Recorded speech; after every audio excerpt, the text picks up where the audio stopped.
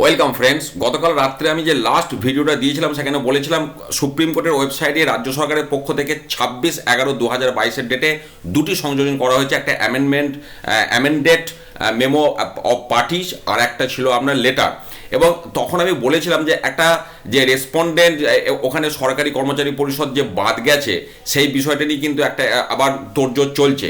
পাশাপাশি যখন হাইকোর্টে এই মামলাটা চলছিল, যেটা 20 মে 2022 রায়দান করেছিলেন মহামান্য হাইকোর্ট, তখনও আপনারা সরকারি কর্মচারী পরিষদের অ্যাডেড পার্টি নিয়ে বেশ কিছু ঘটনা আপনাদের সামনে এসেছিল, আপনারাও অনেক মন্তব্য করেছিলেন। তো তারপর তারা পার্টি হয়েছিল।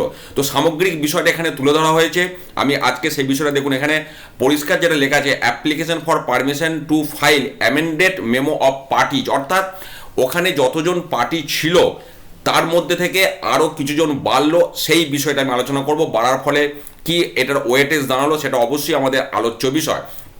দেখুন, যেটা বলা হচ্ছে, it is most respectfully submitted that by way of the present application the petitioner applicant seek to amend the memo of parties, অর্থাৎ রাজ্য সরকার এটা করতে চাইছে in order to bringing on record the parties who were subsequently added as respondent in এই যে 102/2020, মানে যেটা হাইকোর্ট 20 মে 2022 যে রায় দিয়েছিলেন তার memo number, before the honourable high court but were inadvertently, মানে অনিচ্ছাকৃতভাবে লেফট আউট, বাদ চলে গেছে ওই নামগুলো পার্টি থেকে at the time of feeling the present petition. অর্থাৎ যখন এই পিটিশনটা রাজ্য সরকারের পক্ষ থেকে সুপ্রিম কোর্টে করা হয়েছে তখন সরকারি কর্মচারী পরিষদের পক্ষ থেকে 3 জন তাদের নাম এখানে বাদ গেছে, যেটা হাইকোর্ট পরে সেই সময় অ্যাড করেছিল।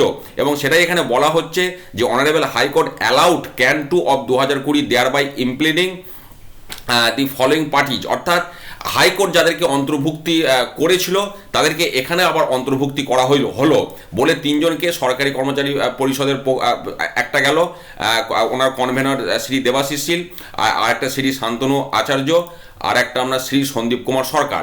এবং যেটা বলা হচ্ছে যে ওখানে আমরা দেখেছিলাম রেসপন্ডেন্ট আমরা 5টা ছিল কন্টেস্টিং রেসপন্ডেন্ট। তো এখানে সেই 5-এর পর থেকে 3 জনকে অ্যাড করা হলো, রেসপন্ডেন্ট নাম্বার 6, 7, 8। অর্থাৎ যে বিষয়টা আমি বলতে চাইছি, সরকারি কর্মচারী পরিষদ যাদেরকে রেসপন্ডেন্ট থেকে বাদ দিয়ে দেওয়া হয়েছিল, যেটা বলা হচ্ছে অনিচ্ছাকৃতভাবে, তাদেরকে আবার সংযুক্ত করা হলো সেই জায়গাটায়। অর্থাৎ 3টি সংগঠন, মূল যে 3টি সংগঠন, কনফেডারেশন, ইউনিটি ফোরাম এবং সরকারি কর্মচারী পরিষদ, এবার প্রত্যেকেই কিন্তু এই মামলাটা তাদের মতো শক্তি দিয়ে লড়বেন। এবং এই পরিষদের রাজ্য সভাপতি দেবাশিস বাবুর সাথে আমার কথা হয়েছে, উনি ওনাদের পক্ষ থেকে বেশ কিছুজন আইনজীবী, সিনিয়র আইনজীবী উপস্থিত থাকবেন সোমবার, মানে কালকে সুপ্রিম কোর্টের লড়াইয়ে, এবং যথেষ্ট আশাবাদী ওনারা এই বিষয়টি নিয়ে। আমার সাথে সকালেই ওনার কথা হয়েছে। তো যাই হোক, এই একটা যে বিষয় ছিল যে একটি সংগঠনকে বাদ দেওয়ার বিষয়, সেই জায়গাটা রইল না, এটা পরিষ্কার হয়ে গেল। এবং আমি শেষকালটা যদি একটু যাই আপনাদেরকে দেখাবো। এটা আপনার প্রেয়ারটা করেছেন আস্থা শর্মা, অর্থাৎ যিনি আপনার অ্যাডভোকেট ফর পিটিশনার, মানে রাজ্য সরকারের পক্ষ থেকে যিনি অ্যাডভোকেট, তিনি এই প্রেয়ারটা করে এই কারেকশনটা উনি করেছেন। তো এই গেল সামগ্রিক বিষয় আপডেট। এরপর সামনে যে আপডেট আসবে সেটা আপনাদের সাথে আমি অবশ্যই শেয়ার করব। ভালো থাকুন, সুস্থ থাকুন, ধন্যবাদ।